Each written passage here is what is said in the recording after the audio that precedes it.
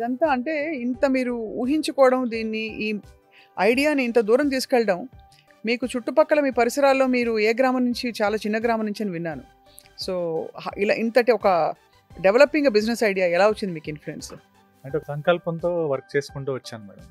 మాది పుల్లయ్య గారి దిబ్బ అనే ఒక చిన్న గ్రామం, కృష్ణా డిస్టిక్లో నాగాయలంక మండలంలో ఉంటుంది. So it's consist of 40 to 50 houses only. అంతే అంతే. ఏముంటాయి ఊర్లో? ఇంకేముంటాయి? పొలాలు, వరి అండ్ మినుములు అలాంటివి పండుతాయి.